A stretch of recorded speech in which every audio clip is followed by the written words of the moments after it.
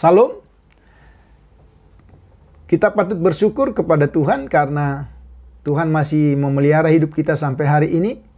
Dan kita masih bisa berjumpa melalui program Boker Top Channel dengan Sate Enak, Saat Teduh Sejenak episode yang ke-52. Kali ini kita akan mencoba belajar kitab Yesaya pasal yang pertama, ayat yang kedua sampai dengan ayat yang keempat. Saya akan membacakan bagian firman Tuhan ini. Dengarlah hai langit dan perhatikanlah hai bumi, sebab Tuhan berfirman. Aku membesarkan anak-anak dan mengasuhnya, tetapi mereka memberontak terhadap aku. Lembu mengenal pemiliknya, tetapi Israel tidak. Keledai mengenal palungan yang disediakan tuannya, tetapi umatku tidak memahaminya. Celakalah bangsa yang berdosa, kaum yang syarat dengan kesalahan, keturunan yang jahat-jahat, anak yang berlaku buruk. Mereka meninggalkan Tuhan, menista yang Maha Kudus Allah Israel, dan berpaling membelakangi Dia. Saudara yang sekasihi dalam Tuhan Yesus Kristus, dalam memahami kitab Yesaya di dalam Perjanjian Lama ini satu keistimewaan karena kita bertemu dengan seorang hamba Tuhan yang besar, seorang nabi yang sangat terkenal. Mengapa saya katakan demikian? Karena kalau kita membaca tulisan-tulisan tentang siapa Nabi Yesaya, maka mungkin dia memiliki ada begitu banyak sebutan. Misalnya, ada penulis yang katakan bahwa Yesaya itu seperti Rasul Paulus dalam Perjanjian Lama. Ada juga yang berkata dia seorang teolog, seorang reformis, negarawan, sejarawan, penyair, orator. Bahkan ada yang berkata Nabi Injil sebelum Injil. Dan seorang penulis lain berkata, seorang Yesaya adalah pangerannya Nabi. Ya, tentu para penulis atau para ahli Alkitab ini pasti memiliki alasan mengapa ada begitu banyak gelar atau nama yang sebagai penghormatan yang diberikan kepada Yesaya. Karena memang tulisan-tulisan Yesaya yang sangat luar biasa komplitnya, sangat luar biasa luas dan mencakup banyak periode raja-raja yang memerintah pada waktu itu di Yehuda. Sehingga para ahli juga berkata bahwa kitab Yesaya itu tidak ubahnya seperti miniatur Alkitab. Jadi ke-66 pasal dalam kitab Yesaya itu menjadi miniatur, ya, atau gambaran mininya Alkitab mulai dari Kejadian sampai Wahyu. Mereka mencoba membagi, mengapa mereka katakan miniatur? Karena 30 pasal kitab Yesaya itu yang menekankan dari pasal 1 sampai 39 yang menekankan kebenaran, kekudusan dan penghakiman Allah. Itu memiliki hubungan yang dekat dengan Perjanjian Lama. 39 pasal yang pertama. Kemudian 27 pasal Yesaya yang terakhir menggambarkan kemuliaan Allah, belas kasihan Allah, anugerah Allah yang menurut Pahlari itu justru menunjukkan hubungan yang dekat dengan Perjanjian Baru. Ya, Benar tidaknya pandangan ini tentu para ahli tidak memberikannya begitu saja. Mereka melakukan penelitian terhadap kisah itu. Nah, kalau kita kembali kepada bagian firman Tuhan ini, kita bisa melihat seperti yang saya katakan tadi, memang Yesaya yang arti namanya saja Yahweh adalah keselamatan, atau Yahweh yang menyelamatkan. Ini memberi gambaran yang sangat luar biasa tentang pribadi Allah, tetapi juga sekaligus menjelaskan satu nubuatan tentang Kristus yang paling jelas dalam Perjanjian Lama. Namun, hari ini kita akan coba membatasi sesuai dengan teks kita dengan satu tema, bersiaplah menghadapi tahta pengadilan Allah.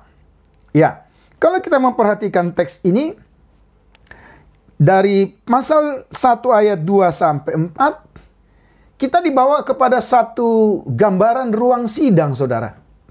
Mengapa saya katakan di dalam gambaran ruang sidang? Karena di dalam pembacaan ini sangat jelas, ya, ada seorang hakim agung yang sedang berdiri, kemudian ada saksi yang menyaksikan persidangan, dan kemudian ada terdakwa yang sedang menanti putusan pengadilan. Ya, coba kita lihat yang pertama dalam pembacaan ini. Kita lihat dimulai dengan kata dengarlah, ya, perhatikanlah. Ini satu atau dua kata yang sinonim yang sesungguhnya ditujukan kepada para saksi, ya. Jadi saya katakan tadi, coba bayangkan ini sebagai ruang sidang, ya. Maka seorang terdakwa sedang berhadapan dengan putusan pengadilan, dan pengadilannya pengadilan Tuhan. Ya, dengarlah hai langit dan perhatikanlah hai bumi. Jadi di sini kita menemukan ada personifikasi dari saksi, atau perwakilan saksi itu bukan manusia yang pada umumnya seperti yang kita kenal di dalam pengadilan manusia. Tapi dikatakan, ya, hai langit dan perhatikanlah hai bumi. Ini yang kita perhatikan. Kira-kira apa maksudnya? Mengapa Tuhan memanggil langit dan bumi sebagai saksi ketika dia akan menuntut sang terdakwa atas perbuatannya? Kalau kita melihat sebenarnya ini satu cara penulisan di dalam Perjanjian Lama yang seringkali juga terjadi. Misalnya kalau kita membuka di dalam Ulangan pasal 4 ayat yang ke-26, ayat yang ke-32 dan 1, pasal 32 ayat 1, ketika Musa pada pidato perpisahannya, kemudian dia memberi nasihat-nasihat, dan dia memberi juga nasihat dari pengalamannya sendiri sebagai orang yang akhirnya juga tidak akan menyeberang ke tanah Kanaan. Dan berdasarkan pengalaman itu juga Musa katakan kepada bangsa Israel supaya mereka setia dan taat kepada Tuhan apabila nanti mereka tiba di tanah perjanjian itu. Sebab jika mereka tidak taat, Musa melanjutkan dalam pasal 4 ayat 26 kitab Ulangan, ya, Tuhan bisa memanggil langit dan bumi sebagai saksi. Ya. Jadi kita perhatikan, ini luar biasa. Saksinya ada langit-langit dan bumi. Tapi apa yang bisa kita pahami dalam konteks itu? Ya, bisa jadi ada kemungkinan, ya, Tuhan ingin membuat satu peragaan atau satu sindiran bahwa tidak lagi manusia yang dapat dijadikan saksi. Bisa pendapat seperti itu kita bisa terima. Sehingga dia harus mencari figur lain. Tetapi yang paling penting juga ketika dia katakan, hai langit, hai bumi, dengarlah apa yang ingin saya katakan. Karena langit dan bumi adalah ciptaan Tuhan yang tidak mungkin menjadi saksi palsu. Langit dan bumi berdiri sebagai saksi yang tidak mungkin juga memihak. Perhatikan, jadi kalimat pertama yang Tuhan tujukan supaya seluruh alam semesta ini menjadi saksi apa yang akan Tuhan katakan. Wah, luar biasa bukan? Jadi kalau kita membayangkan alam semesta ini menjadi ruang sidang, di situ ada Tuhan sebagai hakim agung yang sedang mengadili terdakwa, dan terdakwanya adalah umat Tuhan. Dan dia katakan, hai langit dan bumi, dengarlah apa yang ingin saya katakan tentang sang terdakwa ini. Oke, sekali lagi, salah satu sebab mengapa langit dan bumi, karena langit dan bumi ada dalam kedaulatan Tuhan. Langit dan bumi tunduk kepada Tuhan. Langit dan bumi tidak mungkin berpihak. Ya. Kemudian mari kita lihat. Sesudah dia memberi arahan, memberi perhatian supaya langit dan bumi mendengar sungguh-sungguh, maka sekarang ya, mata sang hakim itu tertuju kepada sang terdakwa. Sebab Tuhan berfirman, aku membesarkan anak-anak, perhatikan di situ, dan mengasuhnya, tetapi mereka memberontak terhadap aku. Sang hakim agung yang mau memulai tuntutan itu mulai menggambarkan apa yang ingin disampaikan. Ya, dia mulai dengar dengan kata aku membesarkan anak-anak. Jadi sesungguhnya dia ingin jelaskan bahwa sang terdakwa itu bukan orang lain, saudara. Bukan orang di luar Israel, bukan orang di luar Kristen, bukan orang di luar orang percaya. Tapi dikatakan aku membesarkan anak-anak. Jadi kita bisa bayangkan, sang hakim agung itu digambarkan seperti orang tua, tetapi dia harus mengadili anak-anaknya. Tentu ini bahasa antropomorfisme yang digambarkan dalam bentuk-bentuk manusia, tetapi ini sangat jelas. Seharusnya ini tidak terjadi.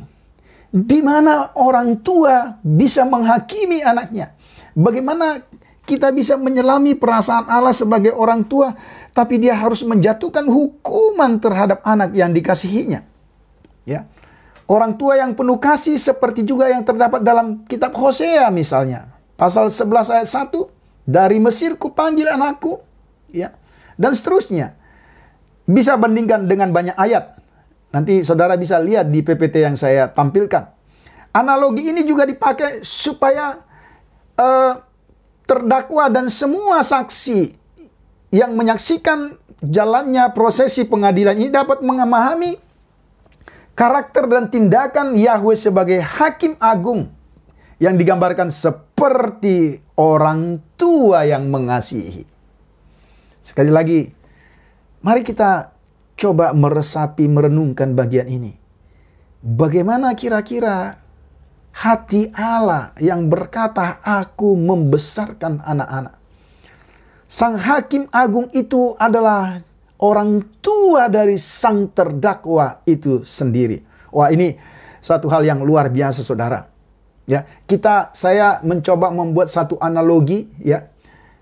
Betapa susahnya, betapa sengsaranya, betapa takutnya Daud ketika dia berhadapan dengan anaknya yang bernama Absalom. Dia tidak takut menghadapi bangsa apapun, sekuat apapun. Tetapi ketika ia berhadapan dengan anaknya sendiri, ini satu analogi supaya kita bisa mengerti seperti apa perasaan orang tua yang mengasihi harus menghukum anak yang dikasihi. Betapa beratnya hati Daud pada waktu itu.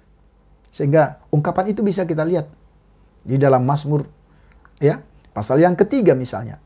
Nah, ini kita lihat. Dikatakan kemudian dilanjutkan, ya, aku membesarkan anak-anak dan mengasuhnya. Tetapi apa yang dikatakan? Dilanjutkan. Tetapi mereka memberontak terhadap aku. Ya, kata ini menyiratkan pribadi anak yang memberontak, yang secara aktif melakukan pemberontakan atau kekerasan. Oke, ini yang kita lihat. Jadi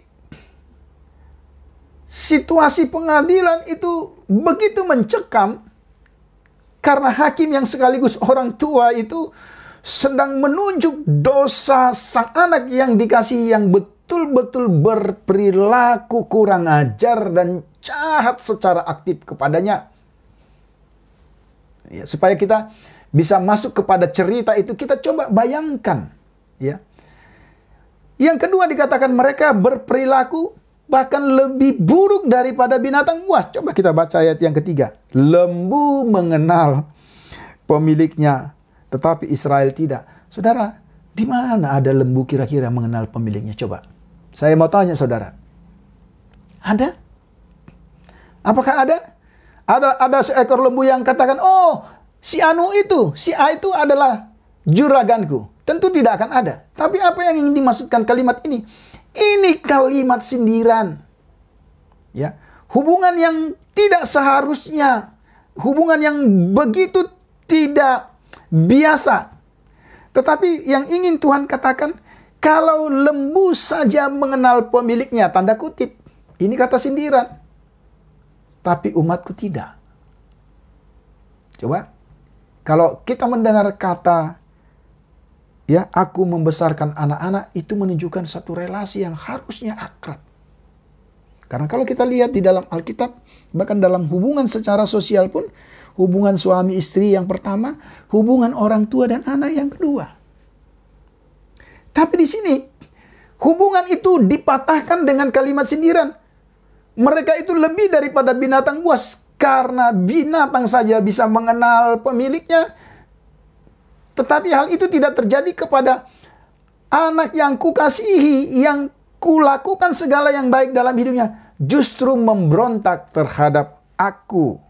Ya, ada pepatah budaya kuno yang berkata, bahkan binatang bodoh, saya ulang, bahkan binatang bodoh tidak menggigit tangan yang memberi mereka makan.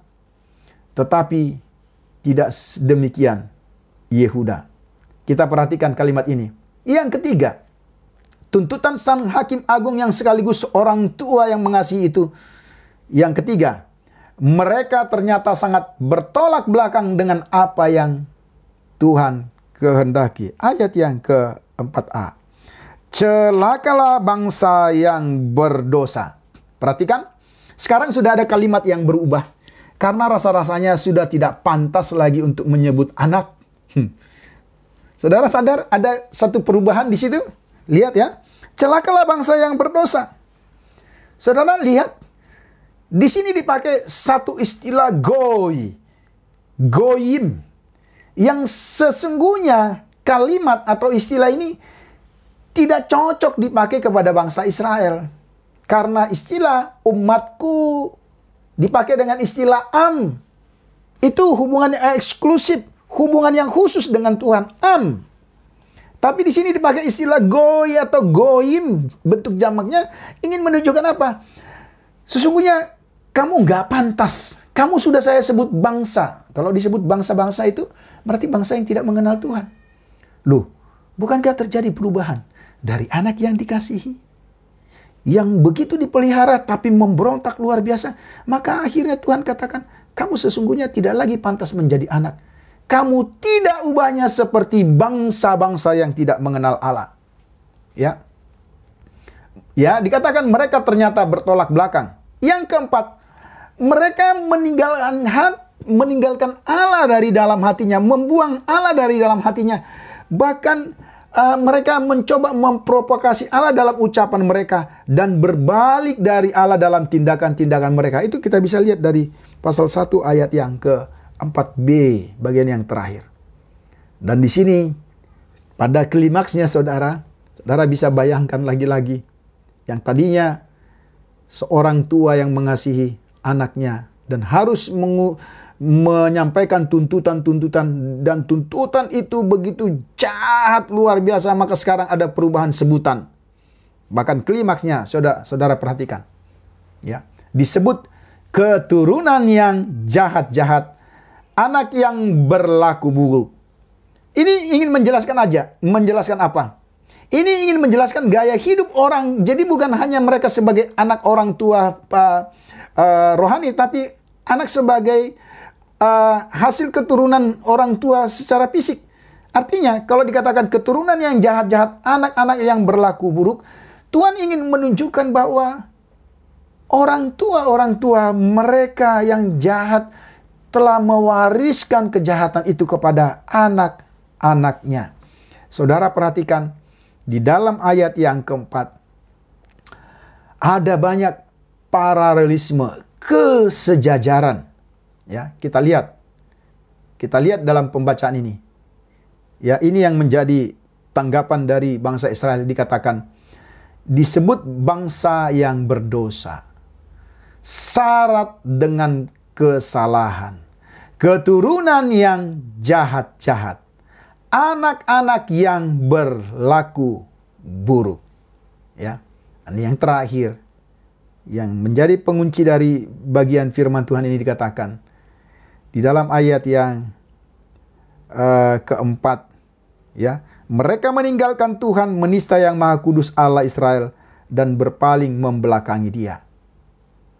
Di sesi terakhir sebelum putusan disampaikan oleh Sang Hakim Agung, Sang Hakim Agung menjelaskan identitasnya sebagai yang kudus, ya, the Holy One of Israel, yang kudus di Israel. Mengapa pada bagian akhir ini Sang Hakim Agung menjelaskan itu? Ya, karena sebelum dia memutuskan bahwa menurut kitab undang-undangnya Sang Hakim Agung, seharusnya sang terdakwa ini haruslah berperilaku kudus sebagaimana Tuhan Sang Hakim Agung itu adalah Allah yang kudus di Israel. Ya, yang Maha Kudus Allah Israel ini menjadi satu sebutan yang terus-menerus. Kalau saudara perhatikan nanti di dalam kitab Yesaya, ini menjadi sebutan yang terus-menerus diulang dalam kitab Yesaya, dengan harapan bangsa Israel sadar bahwa Bapanya adalah Bapa yang kudus. Karena itu, seharusnya mereka bukan anak yang durhaka. Seharusnya mereka bukan anak yang syarat dengan kejahatan. Seharusnya mereka bukan menjadi kaum pemberontak, tetapi seharusnya mereka adalah anak-anak kudus. Dan kalimat yang terakhir mengunci, mereka meninggalkan Tuhan. Secara harafiah, itu bisa berarti berpaling ke belakang. Atau secara harafiah, itu dengan sengaja mereka lakukan membelakangi atau ya meninggalkan Tuhan. Saudara, mari kita kembali kepada suasana persidangan ini.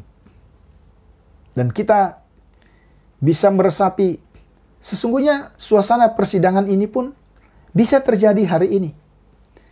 Tuhan bisa memanggil langit dan bumi dengan segala cara untuk menjadi saksi apa yang telah dilakukan oleh bangsa yang bernama umat Tuhan.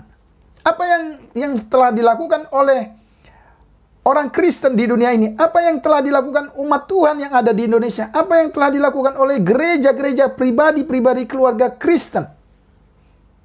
Ya. Dan sebutan anakku, mari kita ingat baik-baik. Sang Hakim Agung itu adalah orang tua yang mengasihi. Dan mari kita kembali kepada bagian firman Tuhan ini.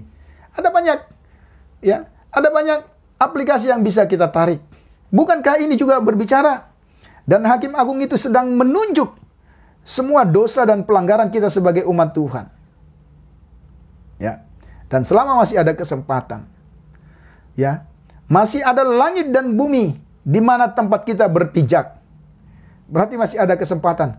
Tapi mari kita menyadari apa yang Tuhan inginkan. Sebutan yang terakhir, yang Maha Kudus Allah Israel, itu adalah Allahku juga, Allahmu juga. Karena itu, adakah kita hidup di dalam kekudusan? Sebagaimana predikat yang dimiliki orang tua atau Allah kita di surga. Biarlah kiranya kebenaran firman Tuhan ini kita bawa dalam hidup kita. Dan mari kita bawa tema ini, mari kita bersiap menghadapi tuntutan pengadilan Allah.